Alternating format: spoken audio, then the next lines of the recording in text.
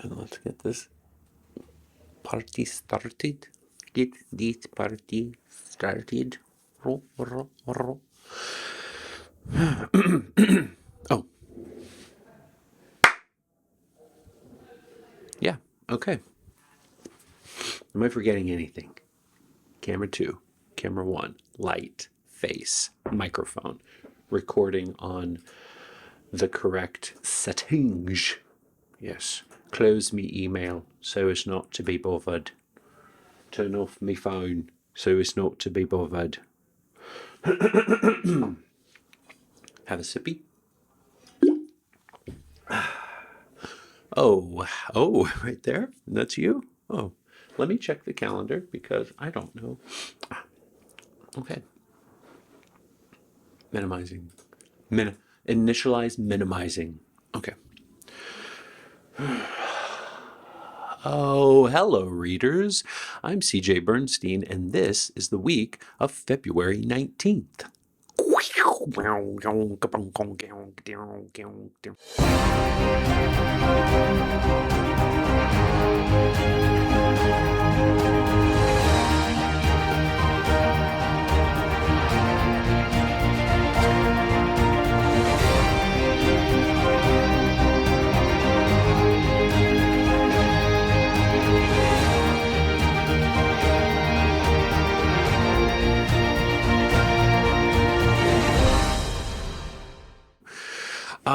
Two things today. I'm going to talk about breaking down let me square me off. I like things to be even. I'm going to talk about the tetrahedron and going to talk about phase 3.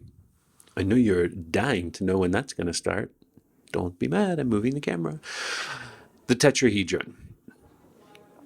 I'm sorry I ruined all of your lives with that puzzle. A lot of times I will have we'll all work together, my group of people, to help figure out how these puzzles work, because I feel like if one person is designing them, you just have to get in the head of one person to figure out the logic behind it and the clues, et cetera, et cetera. And the more people who are involved in creating it, I feel it makes it richer and harder to solve, and we can sort of manage it better. The downside of that is that sometimes little bits and pieces fall through the cracks. And I would love to blame someone else for the issues with the tetrahedron, but I can't because I did it all myself. Well, Johnny designed it in Illustrator. Gorgeous, right? But I designed the puzzle. And so in world we are saying that there was another subset of rules that maybe you guys didn't figure out, but you were able to solve the puzzle anyway, and that's what required things like the leap of faith. The truth is, I looked at that puzzle 150 times and knew the rules, and for whatever reason never once noticed that on the very first leg of the puzzle you have to move north. And you guys justified it by saying that it followed the edge of the tetrahedron. And I know most of you guys were justifying it in world and just being kind. And I am terribly sorry. It was an issue.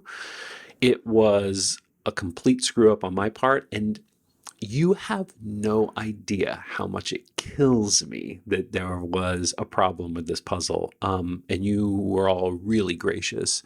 And part of me didn't even want to say this and tell you that, but I feel for the sake of transparency when I can be, because I can't be transparent about a lot of this stuff, I was going to tell you. And hope you understand that I'm juggling things and a lot of things, and at times this stuff just sort of falls through the cracks. And what kills me is that it was something that was really important, at least to me, because I wanted to wow you guys, and that you were frustrated and it didn't make sense because of this thing that I just completely overlooked because of time, exhaustion, being pulled in a lot of different directions. There's no excuse, but I feel crushed that I disappointed you guys. But I hope it ended up being somewhat fun, and that working together you had a good time, at least for some part of it. But yeah, I mean, normally what happens is I found a puzzle. We didn't design the actual assembly of it. I found a puzzle like that and just prayed you guys would never find this one random site online. But I found that puzzle. Johnny and I brainstormed sort of what we would do to cosmetically change it and to tie it into the theme, which was the animals. And then we bought stock images. Johnny went to town in Illustrator and created like this gold leaf element in the gold seams. And I created with this Photoshop app this add-on to create custom marble backgrounds. I don't know why I'm breaking it down to this point, but maybe you're interested in this. And so then he assembled all of that together. I used someone who could, I put it together in Blender. Whenever a freelance person I had working on that didn't quite understand what we were doing. And so I got to learn a little bit of Blender. Awesome. And then sourced it out to have that turn in the final video animated. I was a little obsessed with that. So teamwork, yeah. But once again, sorry, this little bit fell through the cracks, and I could jump out a window for it. So please forgive me, and I will work hard in the future to not let that happen again. I'm impressed that 6 months in, something like that hadn't happened before to that scale. And you guys were awesome, sort of like, well, what's the in-world implications of this? And I appreciate that. So yeah, the Tetrahedron, done. You are now completely finished with phase 2. You are journey casters. How cool is that? The key has been unlocked and you have new materials. Phase 3, let's talk about that. Phase 3 is a continuation, a continuation narratively of Deirdre's story and everything with the Book of Briars, but we're now entering sort of what I would consider the second half of Act 2, where the rubber hits the road, where our main character now knows the truth and has to act upon it or not. And the stakes are going to be raised. And so because of that, the stakes are going to be raised not only internally, but on my side, but externally for you. And so I want to take this idea of the dual narratives and the puzzles being part of the narratives, not these extra things on the outside. I liked how that worked in phase 2. But it's a big challenge. And because I want to make it even bigger this time, I've already pushed phase 3 by a week. I think elements of it would have started this week. But there's a lot of infrastructure that has to go into designing this. Not only one story that is big and is different than anything we've done up to now, but also telling a satisfying Deirdre narrative now that she knows everything and we can really get into her story, but also finding a way that those two those stories can exist next to each other, relate thematically, and collide at times. And to find out when they can collide or when they interact, we have to know every little nuance of it. We have to know where all the bridges and the doorways are so that they can connect. And that takes a lot of work, not only building that, but then finding, okay, let's do puzzles we haven't done before. And P.S., we're not puzzle makers, so let me come up with 4 more puzzles, have them relate to the story, make them work so that it takes 2 or 3 weeks to solve, so that you feel satisfied, but also it feels like an investment, a worthy investment of your time. It's a lot. I'm making a ton of excuses right now to tell you that things will start trickling out next week, but I'm taking a little longer for phase 3. But I think you're going to be into what we're doing.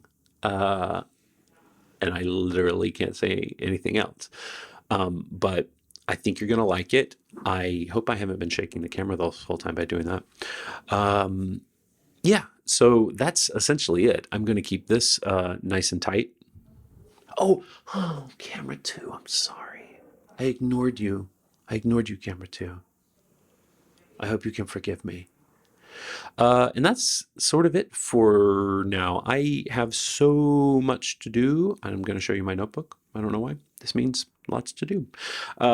And I hope, tonight If you are in the commune tier or higher on Patreon, it means our Google Hangout is tonight, 8 to 10 p.m.